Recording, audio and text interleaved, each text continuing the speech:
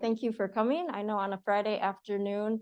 So just to introduce ourselves, my name's Ellen Hull-Orley. I'm the institutional archivist in University of Minnesota Archives. And I'm Kat Hayes. I'm a faculty member in anthropology. Oh, sorry, I'm supposed to stand in the camera view here. How's that? All right, excellent. All right, so first and foremost, though, we have a bunch of thank yous that we want to be sure to do. So first, IAS, the Institute for Advanced Study, for their funding of research and creative collaboratives. So it provides funding for our colonial collections across the university collaborative. We also want to thank Caitlin Cook Isaacson, who is back in the corner of the room. You want to wave hi, Caitlin, who's our graduate research assistant and has proven to be like immensely helpful in all of these logistics.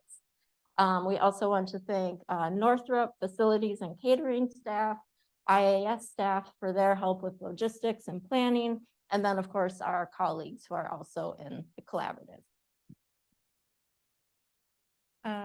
So as we get started in this, we want to first do our recognition and acknowledgement. We recognize and pay respect to our location as Dakota land, and further that we work within a land grant or land grab institute. Both crucial early and ongoing financial support for the institution was gained by land from which Dakota and other people were forcibly removed. As such, we consider their tuition prepaid, and we appreciate anyone's support in telling the university that you agree with that. So we also want to tell you a little bit about the collaborative. The Colonial Collections across the University Collaborative brings together people from across the university and in the Twin Cities who work in the fabulously acronymed GLAM area, galleries, libraries, archives, and museums, and in teaching and research collections. These archival materials, specimens, artifacts, data, and material culture are used for curricular purposes, preservation and exploration of history, biological diversity and cultural heritage, scientific research endeavors, and interpretation and display. Regardless of their material type, a commonality across many of these materials is that they are legacies of the colonial roots of 19th and 20th century disciplinary and collecting practices.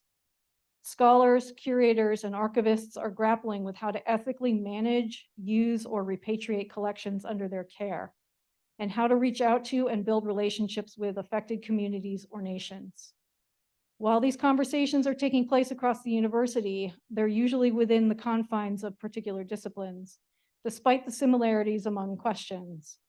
This collaborative seeks to build our collective knowledge and understanding across disciplinary boundaries, both in terms of decolonizing ethics and praxis, and with respect to the material and historical connections between collections.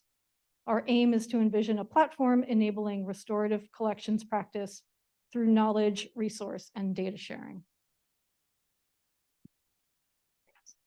And then it's my pleasure to introduce Dr. Ricardo Punzalan, who's an associate professor at the School of Information and director of the Museum Studies program at the University of Michigan. A scholar of archives and digital curation, he recently has been inducted as a fellow of the Society of American Archivists. He studies community access and use of anthropological data in archives, as well as the digitization of ethnographic records held in libraries, archives, and museums.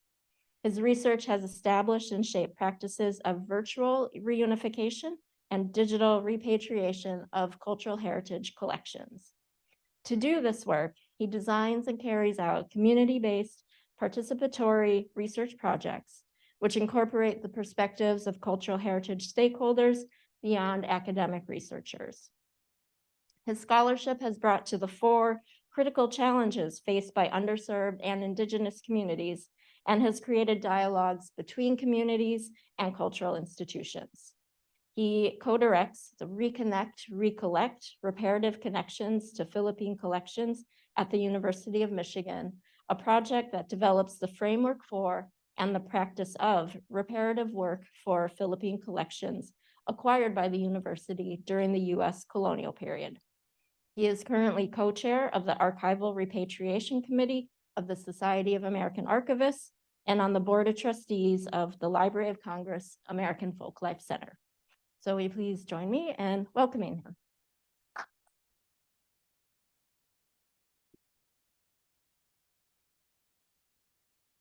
I have to wait. Okay. Thank you so much for the introduction and for your generosity for inviting me here, particularly Ellen and Kat for facilitating everything to make this visit happen. Before I begin, I'd like to read my university's land acknowledgement because I live and work in the state of Michigan. So the University of Michigan's origins in a land, Michigan's origins in a land grant from the Anishinaabe, Potawatomi, and Wyandot nations. In the case of this university, the land was given with the promise to provide education and service to the descendants of those peoples, which is a goal that we value and recognize even though we have yet to achieve that goal. That land, nonetheless, continues to benefit us materially and intellectually and remains a debt of obligation to provide education, benefit, and knowledge to all peoples of the state of Michigan. Michigan is also home to indigenous collections from the Philippines, which I will be talking about today. And I think it's also necessary to acknowledge the university's colonial role. And my talk today will show the material evidence of the university's role in the colonization of the Philippines. Now I need to learn how to advance my slide. Okay, I think I have to use this. Okay, so here's a photo of me and some of my colleagues. I don't know if you're an archivist, you probably will see the lady at the very back is the current director of the Bentley Historical Library. And the gentleman in, what's that, baby blue, holding a gong is the collections manager of the University of Michigan Museum of Anthropological Archaeology. And some other, my collaborator is second from the last line of people dancing. So in this occasion, we were in Bontoc in the Philippines, delivering copies of materials from the university's collection pertaining to the community. And as a gesture of welcome, they held a welcome ceremony. And as they said, you absolutely have to participate. And the men will play the gangsa or the gong, and the women will dance. And we will be, and I was telling the group that, this is kind of not optional. It's like refusing a handshake. So we just have to do this. Why am I showing this? I'm showing this because in a largely archival audience, this kind of work is still not the archival work. And I'd like to underscore, for the archivists in the room and probably online, is that, nowadays, this is part of our work. We have to do this. We have to go, bother ourselves, and talk to community members and do whatever it takes to form those relationships. And sometimes it involves participating in a dance, even though you are very shy, and engaging in ceremony, and see the generosity of communities that, despite the difficult histories that we are all encountering together and remembering at that moment, is that there's generosity. People provide food. They take a lot of their, sometimes time, like half a day, to have this ceremony. And that there's a kind of joy in the occasion, even though, you know, we are all trying to reckon with, you know, the colonial histories. And many of the photographs and documents that we returned depicted people in particular racial ways that, you know, you would think, why would you want to see this and take a look at this, you know?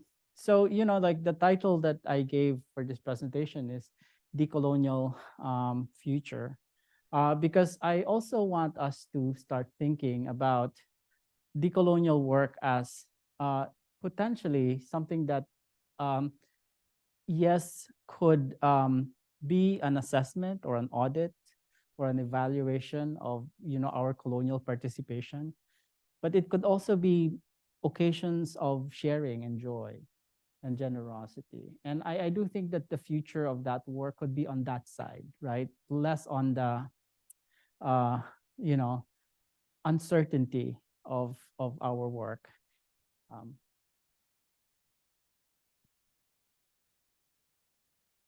Okay, I really have to use this. So the Philippine collections and many of the university's collection used to be housed in this building. The collections now moved. This is called the Ruthven Building. The collections now moved on an offsite location. And now this is home to the university administration, the university president and the provost. And so, you know, big people in my university. But they kept this sign that says, University Museums, go to nature. Take the facts into your own hands. Look and see for yourself. And it's a quote from Agassiz. Do you know who this person is and his relationship to Harvard and the slavery photographs at Harvard University that was embroiled in that category of different you know, problems around you know, people seeking the return of items and materials about them and about their families. But anyway, you know, that inscription is still in the building. They kept it. And I was wondering when the university will say, wait a minute, why did we keep this? We had this golden opportunity of retrofitting the building, changing things, and then nobody bothered to look at this. You know, so, you know, going to nature, taking the facts into your own hands, looking and seeing for yourself. The silent part there is that then take them back to your university and then house them in this building and then use them as examples of how uncivilized and backwards people are. So we can begin to study them and justify these kinds of relationships. That's the longer part that did not fit in that message. But so this used to be the building, and it still carries that message. So I'm really interested in, you know, what's reparative work and what's reparative stewardship, and why repair.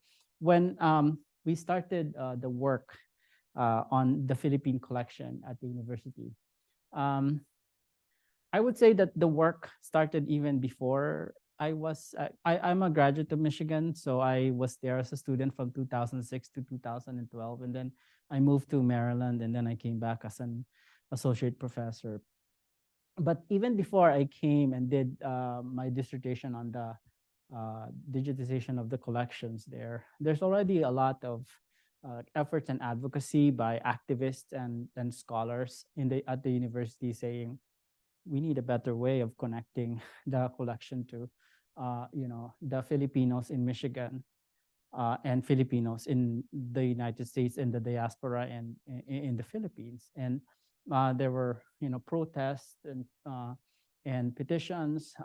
There were programs, you know, by students. When I was a student, I was part of the Philippine Studies group of the university, and there was this famous binder that's being given to anyone coming wanting to do research at the university, basically created by a doctoral student, and say this binder will orient you to the vast collection of materials in this university. So we have this long history of longing to connect with the collection, and somehow it was really difficult and impossible, because when you sometimes you go to the curators and archivists and people in charge of the collection, they're simply inundated by, like many other work that they have to do and prioritize, plus the under they're usually, it's understaffed, and there's just so much to do, and there's so many collections to manage. So it's almost like a double bind situation, right? Like, you want to do the right thing, but it's hard. You're not supported. Also, at that moment, in mid 2000, it was not a popular thing to do. It's very hard to go and make that argument that you should be returning stuff to the community. The best that the institution will do is like, oh, we'll digitize this and then create the, either CDs and put them online and assume that communities will access. Besides, there's no one preventing anyone from coming and seeing the collection, right? So that was the assumption. So we'll just keep doing the work that we're doing as archivists. And then years later, because of the advocacy of Native American um, and tribal nations in this country, through the protocols for Native American materials, which took the Society of American Archivists several years to approve. But when it was endorsed, there was like a kind of opening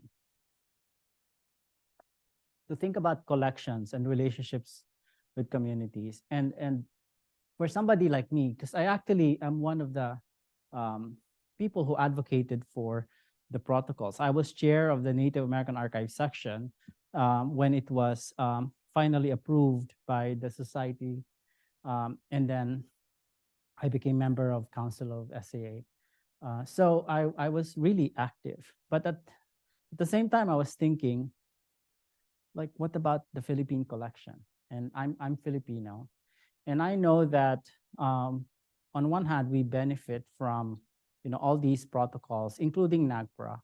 But on the other, I know that legally speaking, they don't pertain to us, and they're not exactly retrofitted for the Philippine indigenous collection. So I said, I have much to do and figure this out. And so when I came back to the university with now being a student to faculty, the conversation was easier, because there's all these there's the protocol, there's many models of shared stewardship, and the scholarship is pivoting towards community orientation and access. So it was an easier conversation. But in the beginning, this is the start of COVID 2020. There was a little bit of resistance on the use of the term harm, that these collections and the way we represent them and the lack of engagement to communities like constitute a kind of harm. And I remember one of my collaborators saying, must we use the word harm? And I said, well, I said, I think that's the first step for us to acknowledge that there's harm, because if we don't, what are we repairing? the finding aid, the catalog, changing the grammar of the description, better lighting, because that's what's broken is the light. So I said, so we should probably, so I said, I think it's a good position for us to acknowledge that there was harm in the fact that they're here, the fact in the context of collecting, and the context of the lack of effort for decades of access. And I said, there are many Filipino American students walking around campus who don't even know that they exist. And, like if you want a good example of lack of connection and access, stop a random Filipino American student and ask, do you know how many materials we've got in the collection? So I said, we need to repair the lack of, even effort sometimes, and, this relationship, create the relationship when it doesn't exist, repair when it's broken, and things like that. So the project is called ReConnect, ReCollect. It's actually internally funded. There's a humanities collaboratory that funds humanities project at the university. We went and we applied for a grant. We got it. There's also another project within the university called Inclusive History Project. So the humanities collaboratory is under the provost. The Inclusive History Project is under the Office of the President. And that's another avenue that we are looking at right now to, get additional funding to do this work. And people tell me, why don't you ask for, like grant funding from foundations and IMLS? Your project is becoming big and well known. I said, no, I really want the university to fund this, because how can you go to our community and say, we only get to do this work because it's funded by some other foundation, because the university doesn't want to foot the bill while it's saying sorry for that, for all of this. I say, it's not a good look. So I said, the university should fund this to demonstrate. Well, that's my excuse for not applying for federal grants. But, like for you, I hope this is inspiring you to go back to your university here and say, if we want to build community relationships, we need to fund it. Because otherwise, the message we're giving to communities is like, we only are doing this because the federal government is funding us, or the Mellon Foundation is funding us. No, you should fund your own. When you're, correcting your mistakes, you should use your resources to correct your mistakes, not another institution. It's not a good message. So just a little bit of context. Even before we became colonial U.S. possession, Michigan faculty and students already were collecting at Michigan. This is, we became a U.S. colony in 1898.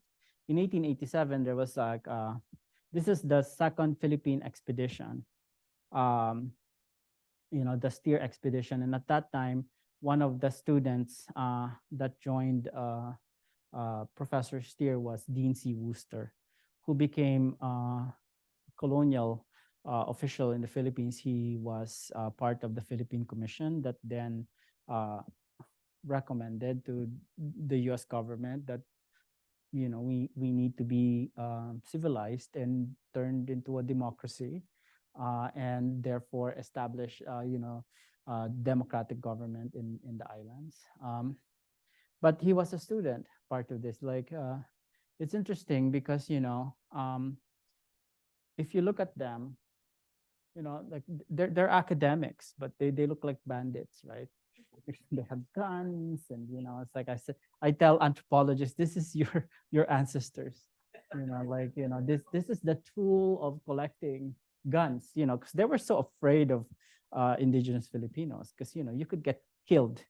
And at that time they were collecting birds. The first expedition, they, I think, managed to get about 53 unique species. And then the second one, like a lot of materials that then became, the collection became the kind of investment of the university towards building its anthropology department. Like they said, we have all of these collections. We need to have a department of anthropology and hire faculty to study them. And then, so there's the collecting, and then there's the discipline that actually bolstered the study of the collection. And sometimes I go to our Department of Anthropology and say, your department was founded on partly on Philippine Collections and other collecting that you did. So to give you an idea of where we are at right now, this is the extent of the collection. They're scattered across 8 institutions in the university, archives, libraries, museums. We haven't even mentioned the law library, for instance, has legal papers. It's still not there. But, just I like showing this graphic because, it gives people an idea of, oh, wow, it's massive and it's a lot and it's not one place. The argument I made in this project was like, I want the unit of analysis to be the University of Michigan, not the Bentley Historical Library, not the museum, not the Maps Library, because I said in the eyes of the community, we're all University of Michigan. They don't care if it's if the art if the item, you can't say, oh my gosh, it's not me, it's the Bentley Library. The same thing is true with human remains, because there's scattered in in the medical school, in the dental school, in physical anthropology, in the museums, and who knows where else in the university, right? And it's hard to go to the community and just say, oh, the museum is doing a great job following NAGPRA, but what your problem is with the medical school, like for the community, no, you're just the University of Michigan.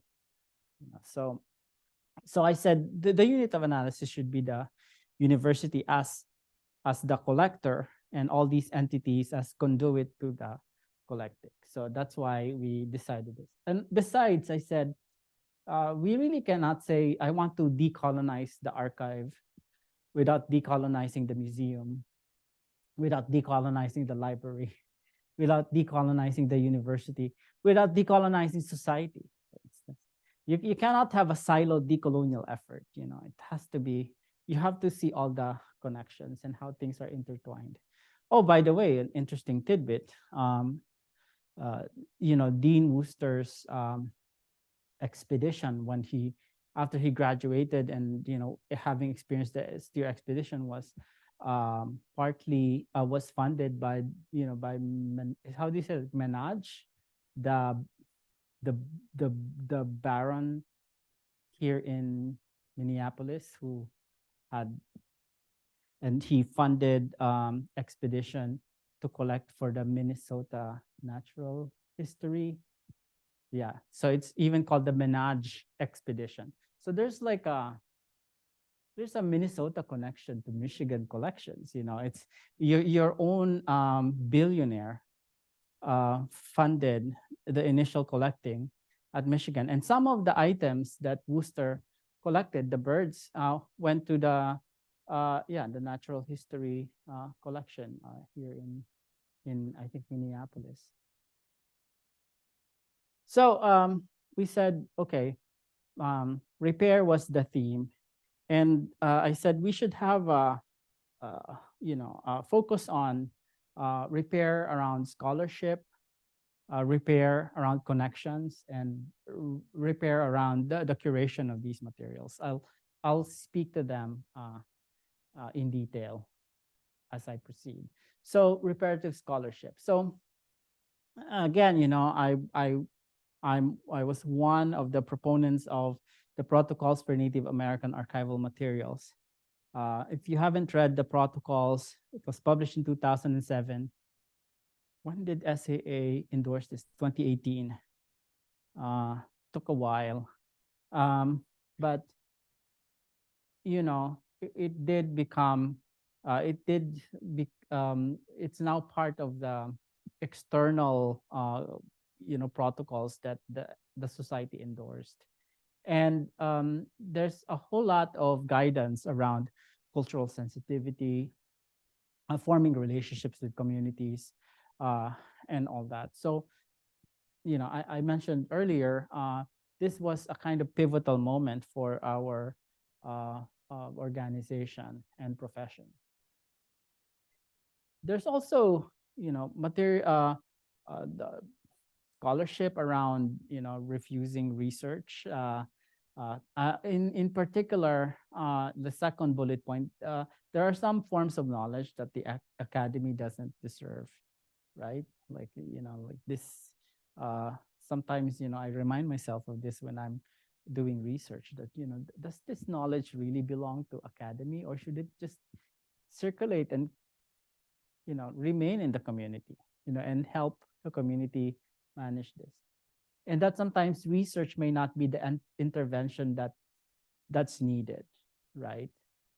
Like like sometimes you question your presence in a community. Is this really what they need, right now? Like the research, more research, and a community that's been researched to death, and then taking the, the knowledge into the academy, like we owe them, uh we own them. And then also, most of the time when we study communities, it's like somehow we're attracted to pain, right, and suffering. And that's why I began by saying, let's imagine as well that there are occasions where there's a lot of joy. I mean, 2 weeks ago I was in a conference called Contaminating Archives at the University of Washington. And we were discussing, you know, basically Southeast Asian archival collections in Southeast Asia and in the diaspora, and how we might frame the issues. And then, gosh, for 2 days, we were talking about the Cambodian genocide, the deaths during the Duterte administration of, on his drug war, and the Marcos dictatorship, and all of that, like really painful, serious materials that we see in our archival collections, and the efforts to collect and document atrocities. And I said, but at the same time, I said, I grew up in the Philippines during martial law, and yes, it's painful and there's a lot of pain, but also, as a person, I said, I'm happy. I make fun of white people. Uh, I like to joke. I like to eat good food, and I should not feel guilty that I'm experiencing joy or not wanting to discuss that constantly, right? But the academy seems to always want to like favor that pain and suffering. And sometimes there's like when people said, oh, your trip to the Philippines must be so hard. Yeah, it was hard, like physically. I'm not a young person anymore. I'm almost 50, and you know walking and trekking in this terrain was not as challenging when I was in my 20s. Yes, in that sense it's hard, but there's also a lot of joy. There were tears of joy, and there's other tears shed, when in the encounters. But it's not always about pain. So sometimes, think of it that way too, that there could be joy in the work. There's also, we're moving towards the notion of slow archives, slowing down, opening the possibility of seeing, the intricate web of relationships, right? By, looking at, being slow, not because you are purposely dragging your feet, because as a form of, let's say, resistance, right? Like a daily form of resistance, but because, assessment of relationality, positionality is just slow work. You cannot form relationships overnight. And because, there was a point in our field where there's like a steady march towards digitization. And if we could just digitize everything and throw them in the web, I solved the access problem. And then here I go and I say, Do you know that there are still communities in the Philippines where electricity is only 12 hours a day? And in an entire school, there's only one or two desktop computer. And the main source of internet access is Facebook Messenger, right? And so I said, you know, all these sophisticated digital projects do not get to the community. We really still need to go and meet the community based on the infrastructure that they have. So sometimes it means giving them external hard drive because they cannot download 600 DPI photographs, you know. And sometimes it means printing the materials and framing them and giving them to the communities. I'll show you images of what we did earlier. Hence slow, hence low tech. Like I remember the first time we said, oh, we will go to the Philippines and return items. And some preservation people at the Bentley Library told me, okay, we will print them in these like nice paper, bind them, and then put some kind of stamp that, you know, donated by the Bentley Historical Library. Santa Ono, the university president, will sign it. I said, no, none of that. I just want 3-ring binders. And then to the horror of the Bentley people, you know, these are professional archivists. They're not kidding. They really want to. I said, but that's wrong focus of our attention and resources. That will drag us down.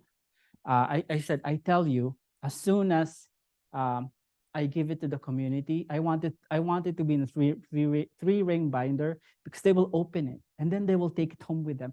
Some of them will frame them into their homes. I said, so the idea is that these pictures do not belong in museum walls. They belong in the living room walls of people. And, you know, sometimes, you know, the letter, they will take it. They will not put, it's not from one museum to another museum transaction. It's from the Bentley Library, from the museum collection to the hands of the people. And we let go of our preservation concerns. And we just like be at peace and leave it there. And if they want more, we give more. And I said, also, you know, the leather binding that you want, it will only take a few months and then it will be moldy. And then people will throw that away. It will just disappear. So wrong focus. And that's the value of working with, you know, somebody like me from the community, right? I understand the realities of what will happen. So slow work, low tech work, not because we think that communities don't deserve good stuff, but because there are other uses of the materials that we have beyond the way we perceive them to be, you know, as precious commodities or materials of academic rigorous work, right? For communities, it's regular kind of interaction. So there's also in the scholarship looking at notions of reciprocity. I like this definition, and because it's very nuanced, right? You know, some anthropologists here, probably you're more familiar with, how do you say it's, Salins or Salins, you know, that canonical work on reciprocity, and or Moss, the gift and things like that. But I like this one better because, you know, it looks at reciprocity as giving back, and it acknowledges that there's power between parties, right? And that the relationships are not extractive. And then it's also about sharing knowledge, cyclical and circulating responsibility to teach what one has learned, passing on knowledge between generations. And then relational accountability. You know, there's respect and interest of communities that, you know, that will inform all aspects of the work. And a circular, you know, it's not like I gave you something, then give me some, you know, it's more circular and constant. And I gave this definition to my colleagues at the Bentley Library and the museum. It's like it broke their head, and like, how do we do this, Ricky? I said, like, one step at a time with many mistakes, and then we will get there eventually. Like, let's look at the outcome, not what we don't have now, like what's possible in the future, and let's do this. And finally, there's all this also research on research as relational. I like this report. They studied Ithaca SR studied Native American studies scholars, and and say, in the report, I like this, they said indigenous frameworks privilege relationship building. It's all about relationship. And by extension, how knowledge is created relationally, including through oral traditions. Scholars for this project emphasized how indigenous community members, particularly elders, were equivalent of primary sources, or like looking at communities as scholars in their own right. No one knows, their language more than community members. They speak it, right? So forth and so on. So let's I think invest in relationship building and the different forms of relationship that we might create. And then also otherwising. Sharon McDonald is a museum anthropologist, and she's written this in the introduction of Otherwise, Thinking Museums and Heritage, Rethinking Museums and Heritage, looking at, explore a concept that offers the potential to think and do museum and heritage practice otherwise, to think and do museums and heritage differently from the ways in which they have more recently or more usually been done, to explore diverse ways of doing and thinking, to learn from other ways of being wise, in order to rethink, redo, and transform what might otherwise taken for granted or left unexamined. So I think, we're in a pivotal moment right now, I think, of, investing in relationship building, building reciprocal and investing in reciprocal relationships, and then otherwising, looking at the work. Like, because, when I was in grad school learning about archives, we were made to, I studied in the Philippines for my master's. We were made to memorize all these archival ideas, and like, this is how you implement them down to the folder level of, like, we inherited those mechanisms and we don't deviate because somehow those are the rules, right? But now, more and more people are pushing back and then thinking, let's rethink this. It doesn't have to be like this. So otherwising. So reparative connections to community. I'm gonna zoom through some of the pictures. So what did we do? So, okay, let's try an experiment. If we want community members, let's see how we can define Filipino community, right? In Michigan. There's Filipinos in Ann Arbor, the city where the university is, at least the flagship, campus. There's Filipinos in the state of Michigan. There's Filipinos in the US, Filipinos in Europe. There's Filipinos in the Philippines, right? Which Filipino are we referring to?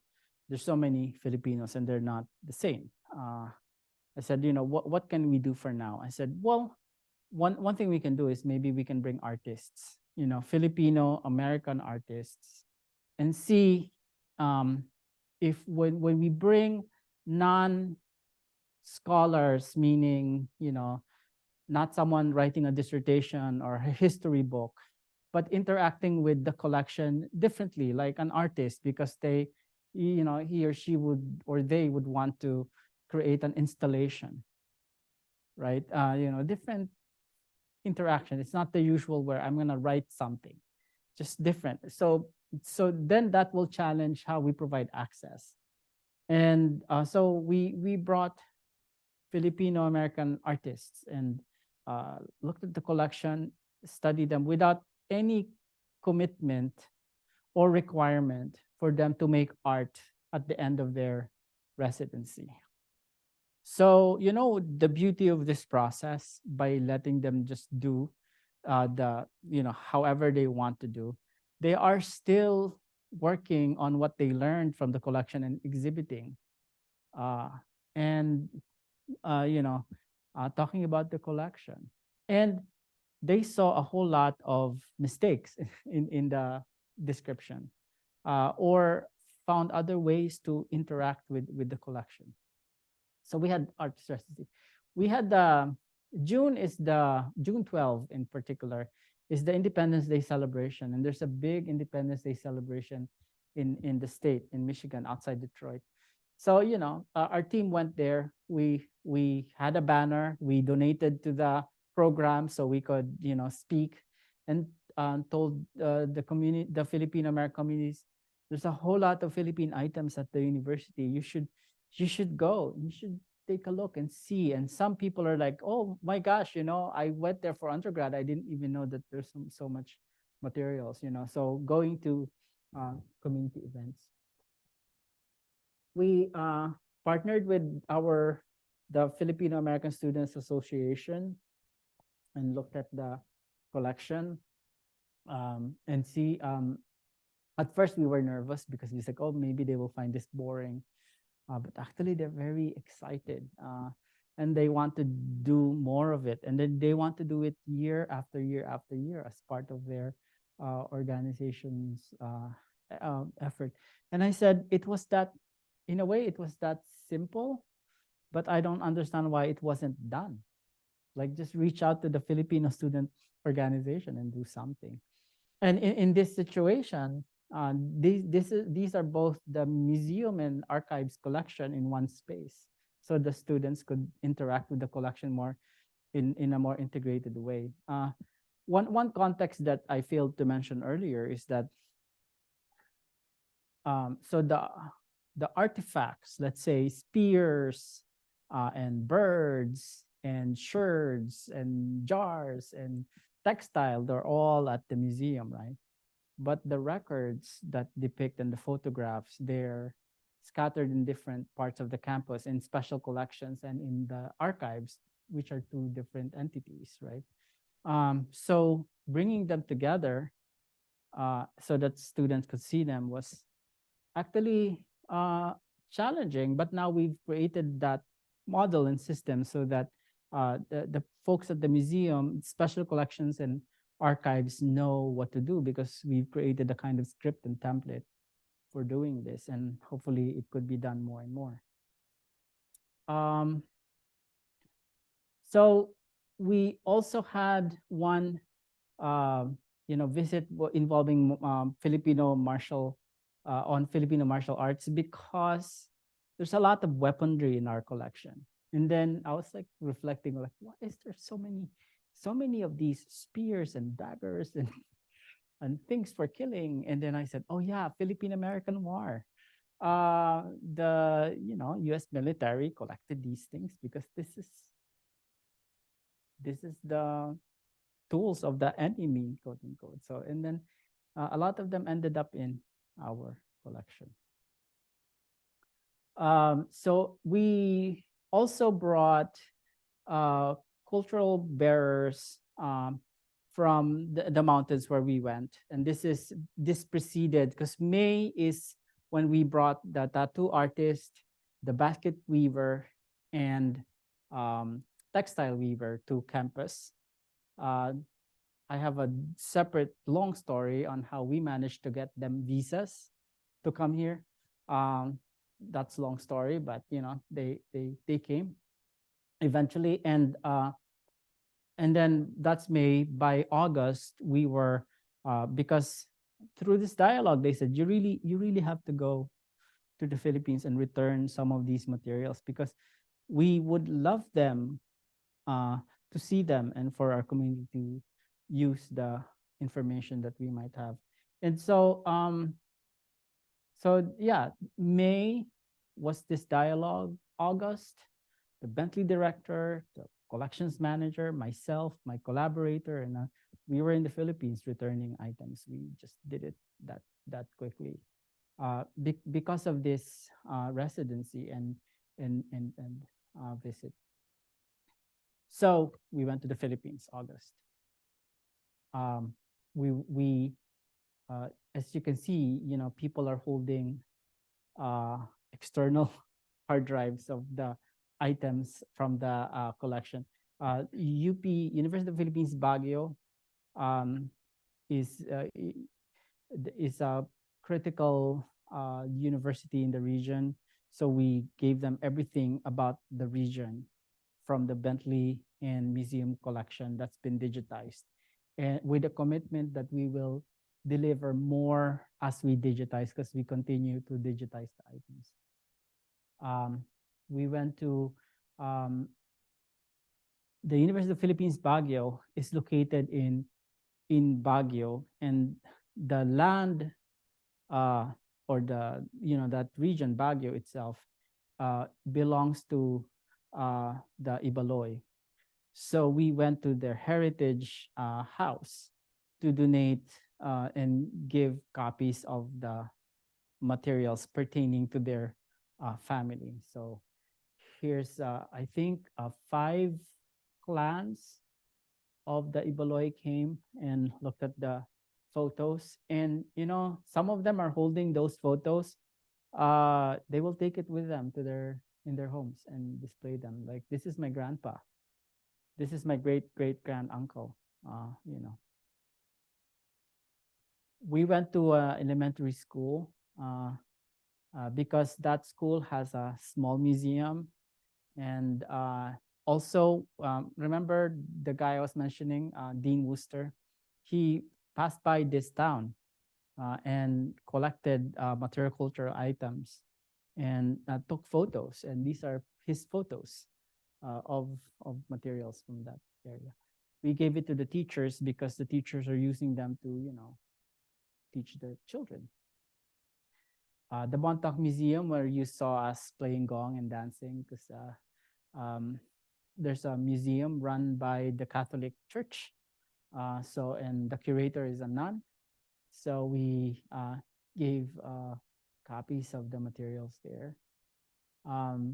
Another school, this person holding a photograph is, saying this is my great-great-grand uncle who was displayed at the World's Fair of 1904.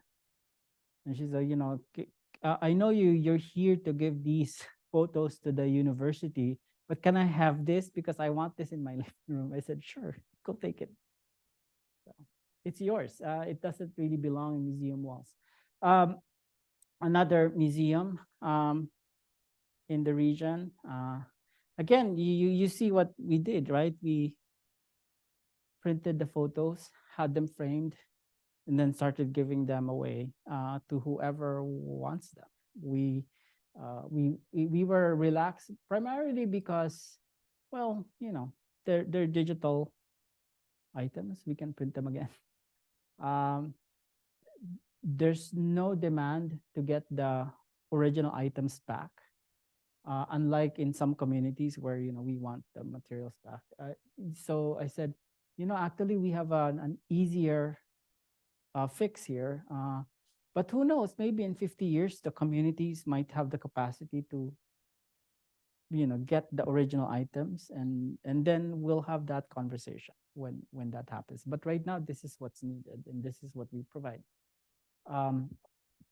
This is a branch museum of the National Museum of the Philippines. And yeah, what they're looking at here is a 3D print of a spoon from the museum collection. So, like there was a request to see, oh yeah, those wooden spoons, because our carvers, they still want to carve those spoons, and it would be nice to see them 3D printed so we can start copying them. So one thing that I learned, and we could debate this to death later, there's a kind of resurgence in this region of recreating traditional materials that for their own consumption and also to sell. Um, and pretty much some community members saw like the photos that had textile patterns or with sculpture or engravings and things like that. They want them back because they want to retrace how they're made so they could make a living out of it. And I don't think it's my space to moralize at that moment that, oh my gosh, this is commodification of culture and things like that. And I said, but I said, let's let others from the community debate that. Our role is to, return the materials. Here's another return that we've done. I don't call this repatriation, by the way, because I don't think we are really repatriating anything. It's more like sharing of what we have that actually, honestly speaking, belongs to the community, not really the university. And so there's a reparative curation. So this is actually not my image. This is an image taken by the collections manager at the museum, Jim. And Jim was telling me, Ricky, it used to be the case that, when there's someone who comes to the university and says, show me your Philippine collection, and this is what we show. I guess this is relatable to some. Like, I'm, not someone knocks on your door and say, show me your Philippine items. Here's the spreadsheet. And then I feel like it's such a win for us to, like 2 years later, he realizes that this is not the appropriate way for anyone to encounter a collection. Like there could be a better way of experiencing the collection than a spreadsheet, right? But we have versions of this, right? When if you're in charge of a collection and you're asked like, show me what you've got on X, you show them this. And this is their first encounter of what you have. And it's, I don't know, like there's something about, like the first encounter of what you have, that's, like that's, when it's like this, it doesn't show you're welcome here or we're happy to share what we have, It's like almost like a barrier to access. So we said, part of the curation that we need to do is we need to know the extent of the materials we have. It's rather ridiculous to be in a room where, it's a room full of community members and we say, what should we do with the Philippine collections that we have, particularly something from your community? And then they come back to you and they say, then show us what you've got. Oh, we haven't inventoried them. We don't know the extent, right? So the first, I think, thing that we should do as a kind of homework is for us to do the inventory and know exactly what we have, so that when we ask the community, help us figure out what to do with what we have, we're not embedded in engaged in this conversation. Then show us what you've got, then we'll tell you what you should do with them.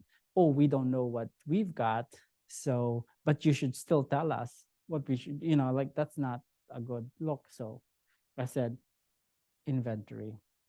And then we have human remains in our collection, and which is not covered by NAGPRA.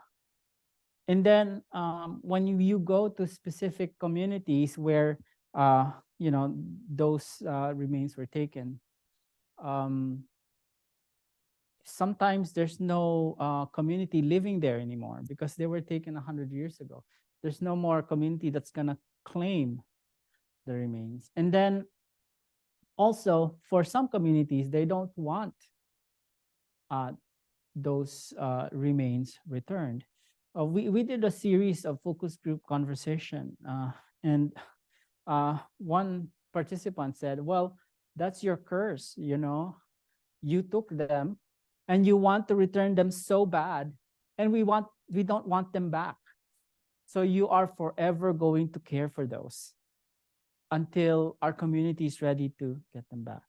We've seen several quote unquote successful repatriation of remains in the Philippines. Quote unquote successful because yeah, they got returned, but they were returned back to the National Museum of the Philippines, but not to the community because the community was insisting, well, if you return that, that means burial. And for us to bury, we need to perform ceremony. So we need to slaughter 10 carabaos, 20 pigs, this and that. And the National Museum says we don't have that resource. So until we have them, we will keep them here. So what happens is that it goes from one museum to another. And you know, there has to be a better way of looking at repatriation. And then finally, you know, for the existing items that's described, we should fix the description and perform reparative description. So some of the focus I'll have as I wind down my talk is looking at reparative description, which, you know, if you're so inclined, if you look at the Dictionary of Archives terminology, is defined as remediation of practices or data that exclude, silence, harm, or mischaracterize marginalized people in the data created or used by archivists to identify or characterize archival resources. It's remediation, correcting harmful terminologies in our finding aid. You know, we have examples of this, like the Power of Words handbook. You know, looking at Japanese American internment experience is an example. You know, colleagues at Yale did you know, listing of euphemistic words to describe the experience of incarceration. So here's one example of reparative description. The Archives for Black Lives in Philadelphia is another example of reparative description. But for us, what is reparative description? You know, obviously we're not dealing with enslaved Black bodies in the collection. We're looking at Philippine indigenous collection. Well, one is to decenter the colonial origin and of the items that we have and put particular attention to the communities, the indigenous communities depicted in the collection. Because sometimes, you know, if you look at it this way, what we do in archives by virtue of provenance is that we write a finding aid that honors the achievements of the person who donated the item, right? So it's like a monument for this person. And then underneath those items and in those records, within those contents are actually communities and people. And unless you know Worcester, it's hard to find your community in the finding aid, right? There's also harmful language and terminologies in the collection. And then how do we remediate our finding aid and collection guides? So here's one example of what we mean. Worcester began to think of the exciting prospect of the Philippines as an American colony. You know, so you know, we highlight this because what we realize doing this research is that reparative description is not just looking for words, but like it's not an issue of cutting and pasting, because actually we rounded up about 200 finding aids across the university that has to do with the Philippines. The presence of offensive terminologies is really low, actually. And if they are present, they are like contextually appropriate to use, right? So the problem that we're seeing is that it's a problem of tone and perspective. And that requires the combined expertise of anthropologists, maybe people who teach rhetoric and composition, not just archivists, right? Like looking at this, and historians that would understand the nuance of describing something.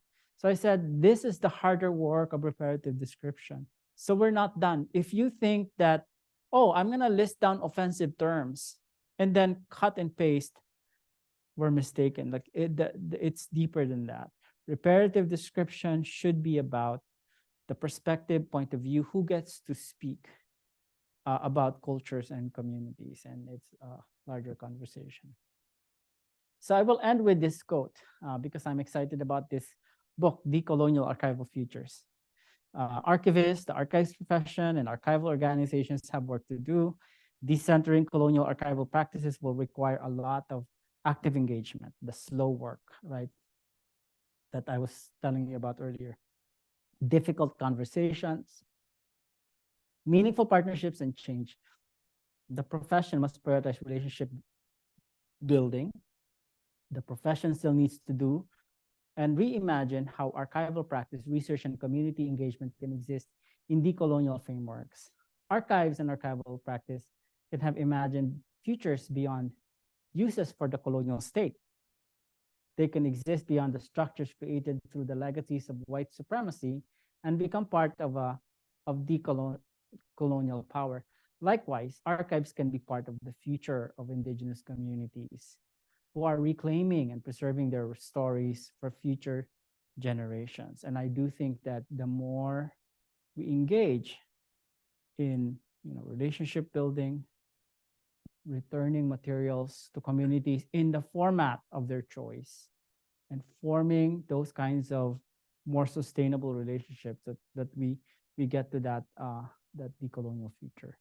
Sorry, I think I went over time, but who cares? Yeah. Thank you.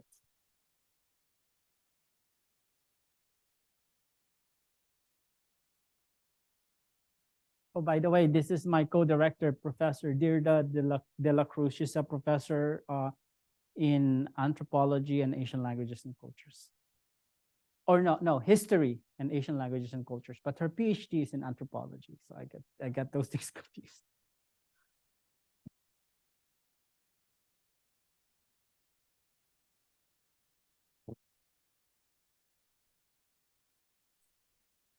No.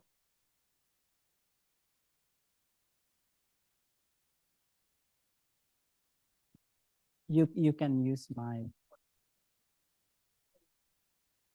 Okay. Is that better? Oh. That's why. Hi, thank you so much. That was fabulous. This can work now, I guess.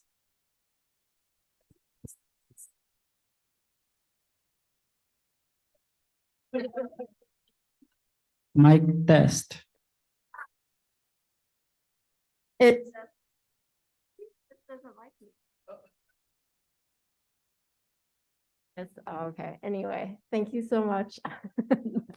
Now we're gonna take questions. If somebody else wants to use the microphone, and we'll also, there was a question over there. And then Caitlin, I don't know if we have any questions on Zoom. Not yet. Okay.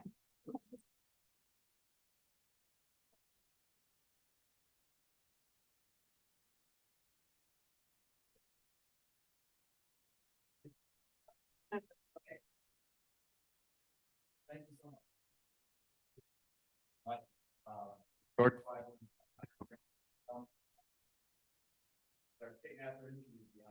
And you know about Manad? Yeah. Because he paid for a lot of this. In fact, I searched our database during your talk. We have 986 birds and mammals. It's freaking it up now. It's working now. It's like the closer you get to me. Yes. Yeah. So the Bell Museum, Minnesota State Natural History Museum. Invitation, I will gladly come to your institution.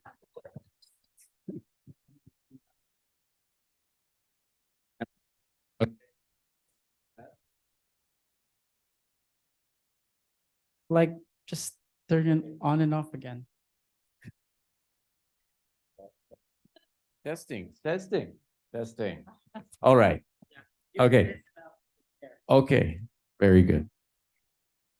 So we have 986 birds and mammals from Dean Worcester in our collections, and we had no idea about the amazing work that you've been doing on this. And I'm just curious, what you would recommend that we recommend to our curators of birds and mammals who, they're responsible for these collections under our museum policy.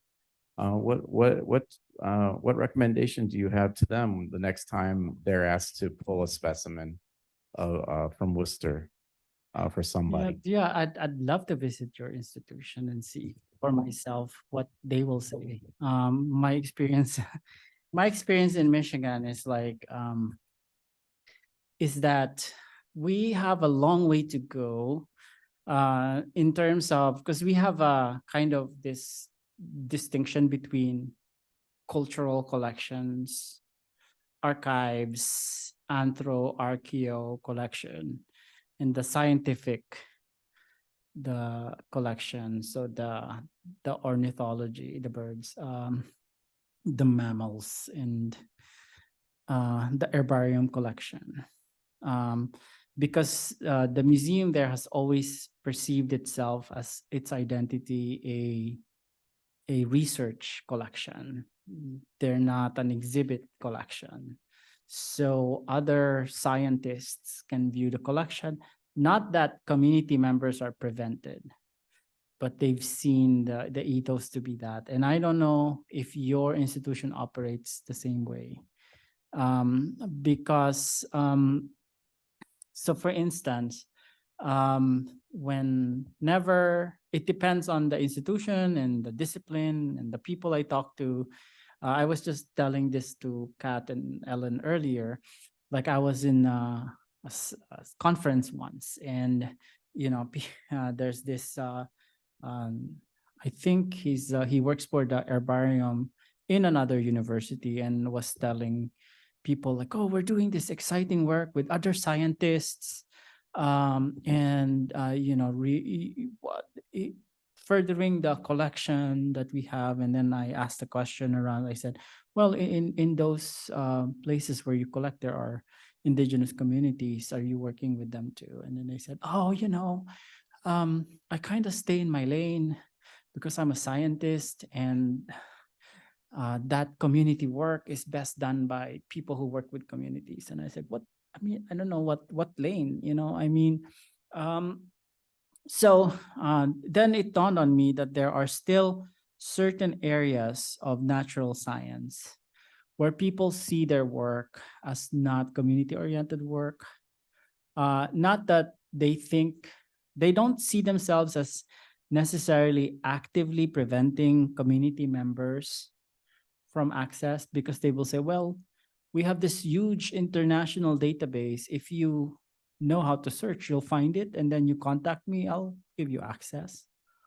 Not realizing that that really is a big barrier to access for many community members. So there are still like birds and bats and snails and frogs that are from the Philippines, described in their scientific names, but not in their local and indigenous names. That's hard to, and if you go and have that conversation, well, not that we are unwilling to have that, but who will do that? Translation work, collecting work, and all that. So again, we're in this kind of situation, right? Like of not having. I don't know if your institution suffers from that kind of, in that context, like which is sometimes it's disciplinary, sometimes it's resource, sometimes people seeing like it's not appropriate for me to do that. I'm not from that community. We need to partner. So there could be another like layers of issues, but I'd be happy to visit because I've been wanting to visit and see the birds collected in 1887, like in your collection. Yeah. And I think I'll I- come back when it's warmer. I love the winter. I live in Ann Arbor. What am I saying? When you come back, you should visit the Science Museum of Minnesota too, because we also have things from the Menage expedition, but not as well organized as theirs. So Mm. take a little digging, but I think it's mostly marine invertebrates. It's corals and sea fans and shells. From the Philippines. Yeah, from that expedition, from the Menage expedition, Menage, because the Minnesota natural history collection, some of it went to the Science Museum and some of it went to the Bell, so. See how connected we are. Yep.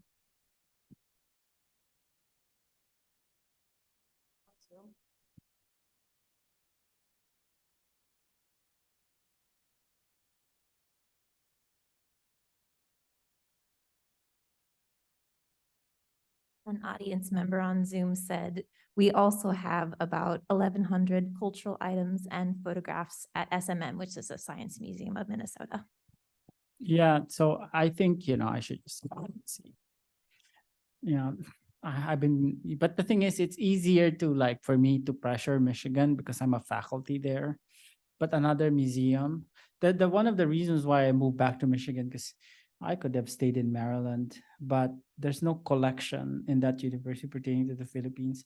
And then when I go to the Smithsonian, like I'm just one of the researchers. I go back to Michigan, like I'm the boss. Because I came with tenure. So if there's a doctoral student here, finish and then get that power and use it.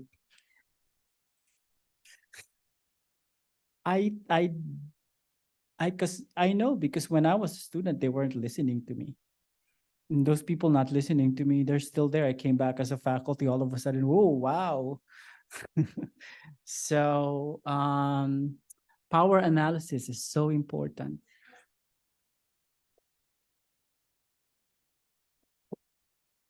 Yeah, thank you. My name is Kamil. I am Somali American, and we have an arts organization in this state that is also dealing with certain issues that you point out for the Philippine community. And just like the Philippines, we also have a lot of colonial archive, which has its own European colonial lens gaze, if you name it. So I was wondering, as you're giving back these images to the community, do you talk to them about decentering the original colonials imagery and description, or do you just give it to them because they have that relationship to that individual in the photograph? So I was just wondering, what is your contextualization process? Yeah, that's a like? beautiful question, because there were moments during this, we call them turnover ceremonies, where I was cringing because, you will hear elders say, the Americans, they're not that bad. They taught us English. And they brought public education. They did what they could. And those moments, if you know me, especially when I was younger, I was a real activist, and like I was biting my tongue, which is really hard. But I learned that it's a real slow process. I do think that it's hard, and it's also true in Native American and tribal communities in this country. The word decolonization is not used. Subaltern is not in the vocabulary of community members. So for me, I don't go there to like moralize and educate, because I've seen it happen in bad ways too. Like for instance, there's a museum here which shall remain unnamed, but I can tell you later when I'm not in the microphone, who basically pressured the National Museum of the Philippines and community members to accept the donation because it's the right thing to do, because these are colonial collections. And then, I'm friends with folks at the National Museum of the Philippines, and just like, Ricky, we just felt like there's this Western institution telling us that this is morally the right thing to do, but we don't have the resources to care for them. But because they instigated this process, we have to go through the motion because it's a legal mechanism. But, they said, but the problem is, do you know how many institutions in the US with human remains? They will, like that will solve your guilt and return and we're done. But it has, what did you return really? Because in the absence of real relationship and understanding, it's another Western idea, right? So I engaged that conversation of decolonization in the appropriate venues. Like I talked to colleagues who are professors. That's why we went to universities and say, look, these are colonial collections. You study them. You are the local scholars and historians. You understand this, but you also work with community members. And to some, they understand the colonial relationship, but to some, it's just a picture of my grandpa, picture of my uncle. Here's a warrior who's a legend in the community. And I only heard stories, and now I'm seeing a picture. So, we're trying to navigate all that difficulty. And I also don't want to paint a picture of like idealized, like coherent, monolithic community, right? People have family fights, and there's jealousy and all of that. But then again, I think we're a smidge better than some institutions because of the involvement of Filipinos in the project. The other thing is that one thing that I'm thinking of right now is like, what's the role of the diaspora? It's not like Filipinos are not here. In fact, I've heard some community members, my cousin lives in Michigan. Why don't you talk to my cousin? Why are you Zooming with me and bothering me? Like my cousin will learn a lot from that collection. Ask him. Why do you want, we still make that basket. We don't want that back. We still make it. Go to the market, you'll see them, We talk to my cousin who lives there. So that's another nuance, right? What's the role of the diaspora in all of this repatriation conversation? Because we because of our history, we're here.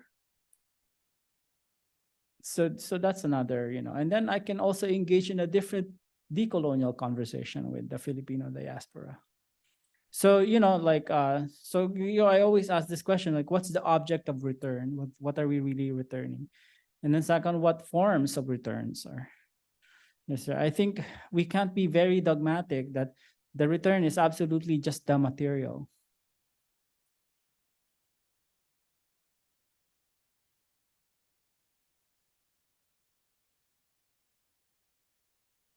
Hi, Ellen.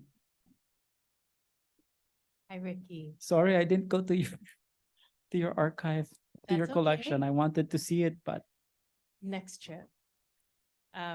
So I'm Ellen Seth. I'm the curator of the Immigration History Collection and Archives and Special Collections.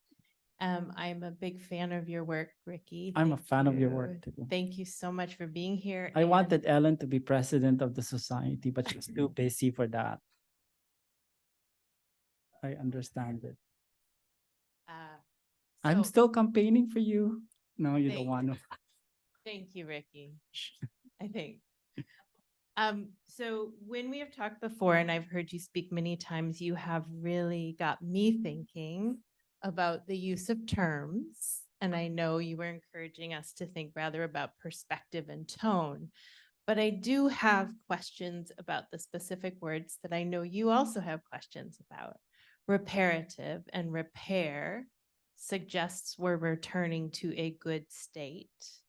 Mhm. Were we ever at that good state? And thus, is that an appropriate term?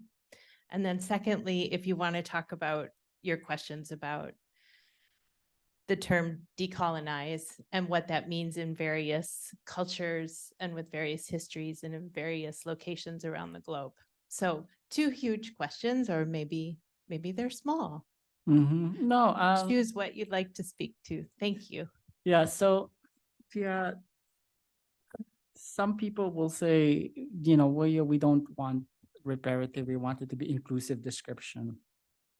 But the thing is, we're already operating in a system where we've collected them and they're here and they're not supposed to be here. But at the same time, we can't return them because sometimes that's not what's needed.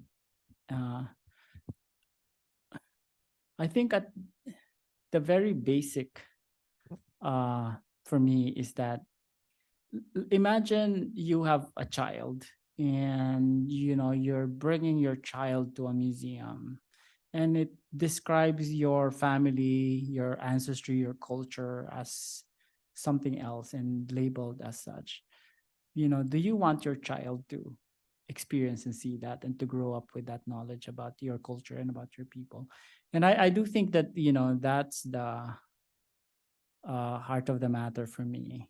It's not some kind of academic exercise of changing things but just like, how do we stop? And sometimes they say, and there's another school of thought that reparative description is actually not about fixing the finding aid, because sometimes what's necessary is just to have, like a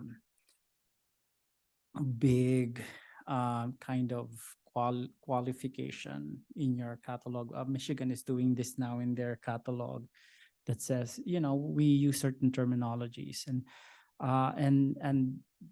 not they're not even fixing some of it. It's just there, like qualifying.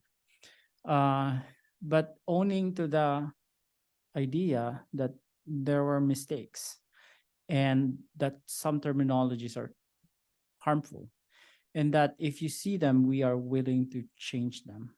But that doesn't erase the colonial history, the appropriation of those knowledge, and the uneven power relationships that still exist, right? So I don't know, like I feel like, but at the same time, I have a feeling that they must contribute to something bigger, even though they feel so small.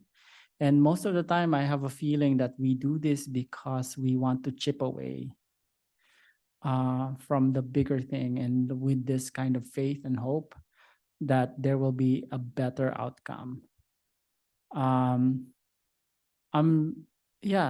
I don't know if the solution is really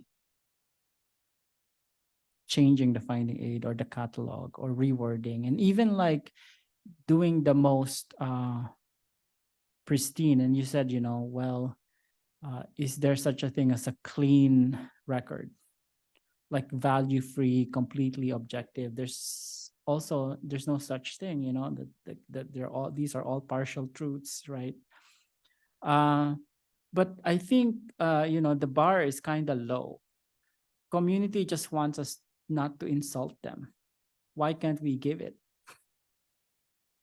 Right? And then just like, like think of it that way. Just like people just eat, children and parents just don't want to be offended. Why can't we just give it, not offend people? And the best way to do this is consultation and real community work and allowing people from the community to work in our institutions. And if they want the collection back, give it back. There's so much more.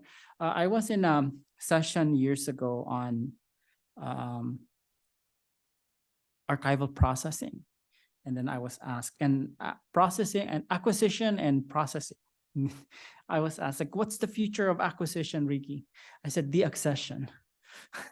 That's the future of acquisition. Deaccessioning. We give them back.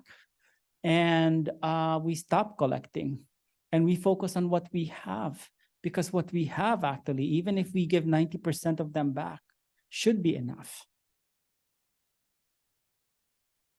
Anyway, I have no answer to your question, just all these like bits and pieces. Maybe in 50 years, I'll have a response. Thanks.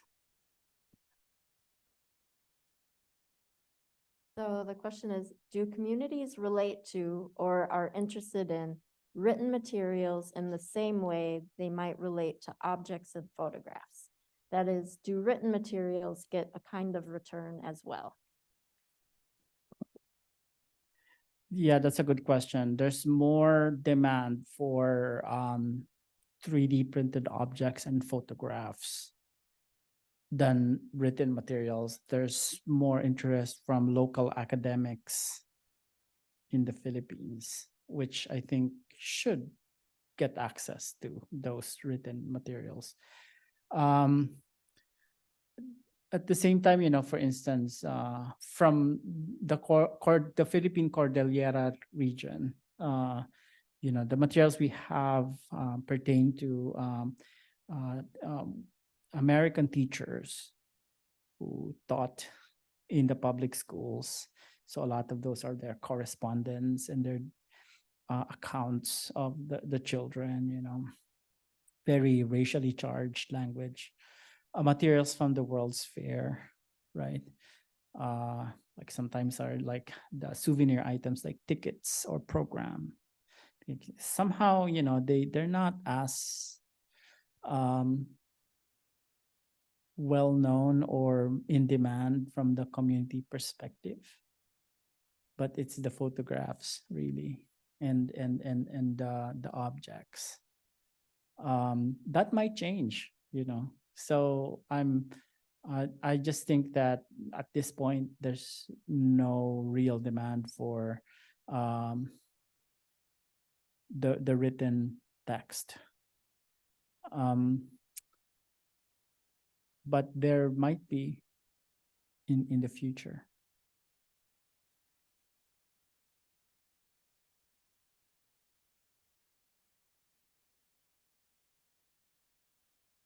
Thank you so much. That is really powerful. So thank you also for the notes on PhD students. So I'm a PhD student in the sociology department, and I know that people make fun of sociologists, but I don't. I don't Um, make fun of sociologists. but yeah, sure. So thank you so much for the talk. The notion on diaspora and it reminds me so much on the understanding or the collective understanding of the colonial colonialisms and how it varies in meanings also. But then something that you talk about, I think in the middle of the talk, was how you find joy, or when people talk too much about pain or just focus only on that, it makes me wonder if the positions of anything else but pain, like how can we see that in the collection, or how can we build vocabulary on that, or is that even worthy for us to do that in the beginning if we only focusing on, those are vocabularies on only pain and suffering and harmful terms? Will that be the case that anything else but pain is being hidden in a sense? So I guess that's my question, if that's relevant. Thank you so much again. So your question is, like changing the language of pain into language of joy, or? Yeah, I think my question will focus more on, so what is more than just pain, in a sense? So to simplify that. Yeah, I think there's more than just, saying, okay, this is the history and this is what happened, and there's there's a lot of death that happened. There's a lot of undermining of in traditional knowledge and all that, but there's also people also, despite the odds, survived, and also the community and the traditions are still flourishing. And there are still real and tangible demand by community members. Look, like community members, they're not, they know the history and they understand it. But for instance, the tattoo artist in the group, she's in the middle and she's smiling. Yeah, so she's she's there looking at tattoos, tattoo patterns, so that when she comes back home, she could make more patterns like that. And because she wants to do it, and she's young, and she's not just a tattoo artist, she's also an actress. She's in films, and she's also a singer. And so she does a whole lot, and so I was like thinking there are those uses of archives too from the community where it's not reckoning with just colonial difficulty, right? But at the same time, I don't think they are necessarily erasing it. It's just a tiring process to always talk about the pain when there's a lot of things that you could be doing to survive. And, or not to constantly be talking about your trauma, but say, these are amazing tattoo patterns that I could still create. And in fact, I had a challenging question by a Filipino scholar just 2 weeks ago, because last week I was in Washington, D.C., and she was saying, Ricky, what's the use of returning those basket weaving patterns and those textile patterns when you know that there's no longer real talent in the community that would know how those things are done? It's not simply like you can reverse engineer and do it. And I said, well, what I've seen in the community is they are actually retraining themselves so that they get to that level of expertise. Because if you look at the weaving patterns in some of the textile, they're so complex, so complicated that it's been woven by someone who's doing it for 50 years on a daily basis in that community, right? That kind of skill. And the claim of this scholar is that you don't have that skill anymore. It's dead. And there's a new generation of textile weavers. They can weave, but not in that complex layer. I said, well, I think there's a desire to go back to that, and if that's what they want or trying to do, then why would I be in the way? Just because intellectually I think it's not. So I focus on those things, right? Like how could these, despite, but on one hand these are colonial materials, racist items, right?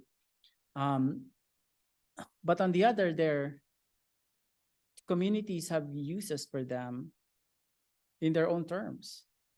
I think those two things could exist at once, right? And I will not be in the way of saying, no, you should interpret it this way, because I do think this is the right way of interpreting this, So this is what I want. Like, so not exactly just, the pain of it all, but, like it's also a story of survival and agency, and wanting to embrace, the culture, even though we know that the sources are flawed, right, and imperfect.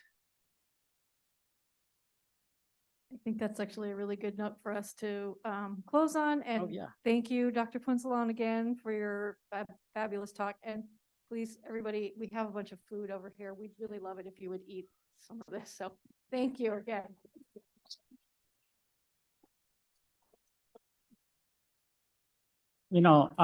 Yeah, you come for the talk and you stay for the food.